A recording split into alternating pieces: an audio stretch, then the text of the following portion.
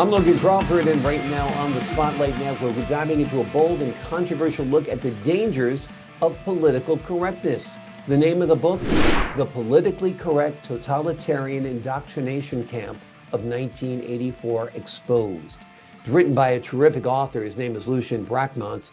He dissects how PC culture has been weaponized, creating division, suppressing free thought, and ultimately benefiting the elite.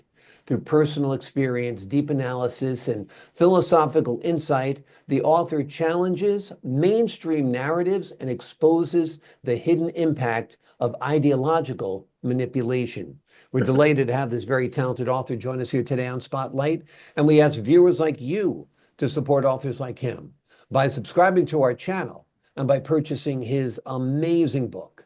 The links are below this interview. And be sure to download the Spotlight Network TV app streaming on Roku, Apple TV, and Amazon Fire TV. Lucien, thank you so much for joining me here today on Spotlight. Thank you so much for inviting me. Great to have you, my friend. What made you decide to write this book?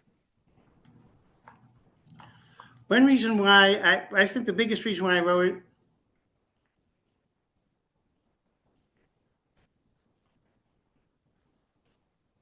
is because I saw a true need for this book.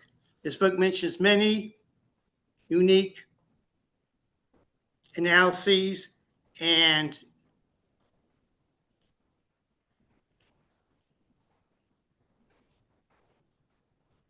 I think that's the best way to describe myself. This book accurately documents and deeply analyzes the dangers of politically correct ideology and how it affects the well-being of nearly everyone except the top 1%. Political correctness, though masquerading as a solution to nearly all the problems of the so-called press groups, is actually a highly class ideology which has successfully integrated the feminists and other so-called oppressed demographics supporting a system that benefits the top 1% of males, more than 99% of women, along with other deficiencies. So basically, you feel right now is a tough time. Only the rich are getting richer. The poor seem to be losing their shirts. It's a tough time right now, right? Correct. I agree wholeheartedly. The need is very great. Yeah. And there are dozens of analyses and opinions in this book that aren't found anywhere else. I'm very surprised that other people haven't thought of them. I document them and I provide logical arguments for these assertions and analyses. Wonderful, wonderful. Talk to us a little bit about political correctness. Why has it become so overboard, do you think? Well, one big deficiency about political correctness is it places extreme emphasis on gender and racial issues and I'm thoroughly against racism. My girlfriend is Korean. I've dated her for 26 years. I have a small amount of Native American ancestry, but here's the thing: is the extreme emphasis on racism and sexism have resulted in neglecting the true need to attack classism and greed. Absolutely. And I feel that classism and greed are even greater threats to social justice and equality than racism or misogyny. I want to point out that I have no sympathy at all for misogyny. I love women, but political correctness, as I'm about to explain, as I explain in this book, benefits the top 1% of white males more, benefits 99% of women. And by blaming racism and sexism for everything, it's silence about the wickedness of greed and classism. And it's nothing about political correctness I can discern that really challenges the heavy concentration of wealth in the top 1%. Yeah. Political correctness seems to me to be saying it's all right if the rich are rich and the poor are poor, just as long as white males are proportionally represented at the bottom and so-called oppressed groups are proportionally represented at the top. That allows the top 1% of white males to keep their wealth, and as long as they're willing to, at least in theory, just to promote so-called equal collective outcomes. Yeah, absolutely, absolutely. With our new president, do you think it's going to help things or hurt things? Tell us what your thoughts are. I honestly don't think that new president is really going to help things very much. But one thing I'll point out is that political correctness inadvertently helped Donald Trump win 2016. Hmm. I don't know what the exact number is, but somewhere between 200,000 and 1 million low-income white males had voted for Donald Trump, he never would have been president. He wouldn't have won the first time in 2016. And I think political correctness prevented Democrats from having an effective strategy which could have prevented Donald Trump from becoming president. I feel very strongly that the Democrats, and I want to make it very clear that I'm not providing any propaganda for the Republican Party at all. Since the last 5 years, I've been politically unenrolled and been nonpartisan. Hmm. Yeah, absolutely. But the Democrats could have prevented all this from happening if they simply would have promoted an approach that would unite the bottom 40 to 70% of all income earners of all races and genders into a, seemed to be like a, so to say, a Nordic or Scandinavian style form of what may be called social democracy. Instead, they promoted what I call the politically correct obsessive binary. Since 1984, the politically correct obsessive binary has been a strong emphasis of claim in the theory of the obsession with the idea that all white males are oppressors, not the ones at the top, not the top 1 to 5%, but all white males are oppressors. Everyone else is oppressed. Hmm. And that forced large numbers of low income white males to the far right politically. Yeah, absolutely. What's it like there in Maine? You live in Bangor, Maine. How are things with the economy, with prices and all of that? What's it like today? I personally am not doing too badly.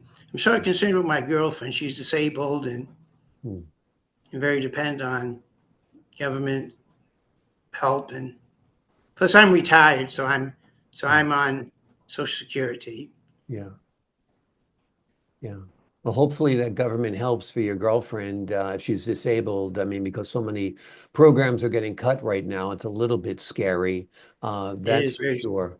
Yeah. What do you think the solution is? How do we get back to, an America where everybody can afford to live here, where, you don't have to be rich to buy a home, where, prices aren't skyrocketing? How do we get back to normal? I'm not a politician or an economist, so I don't really know how to implement this. I think what we need is to define and understand equality. Yeah, absolutely. As Absolutely. a just, inequitable, and sufficient standard of living for all. To put the needs of the true needs and to provide a just and equitable standard of living for maybe 96% of the population. And making things like, upper class gender quotas and all this sort of stuff. I'm not saying that we shouldn't allow, I believe intensely women should be allowed equal opportunity at all levels of society. But just allowing that to happen is not really sufficient. I think what we need is a just and equitable standard living for 96% of the population. I don't know how to bring that about, but that's really what equality means, whereas to the politically correct people. Essentially means upper class gender quotas, and it means so-called diversity programs that benefit so-called diverse people who earn 7 to 10 times the average per capita income, but don't benefit diverse people anywhere in the bottom 70%. Yeah, absolutely. Absolutely. You mentioned you were retired. What kind of work did you do when you were working? I was in delivery. Okay. Yep. So you know the roads pretty well. You know the whole area yes, I do. Pretty well. Yeah. I do. Was it local or long distance? Sort of both. Quite a bit of both. A little bit of both. Is this your first time writing a book? I wrote a previous book several years ago about my life as an autistic individual. I'm autistic. I didn't know I was autistic till 2007, 2009. Well, you've done a wonderful job with this book, and I'm sure your book on autism is a great book as well. Thank you. Yeah, I think it's very, very insightful, this book. I think it's timely. I think things are very tough in this country and that people need to know what's going on. And I think your book really puts things in perspective. Thank you so much. What do you hope readers take away from your book? What do you hope they learn from it?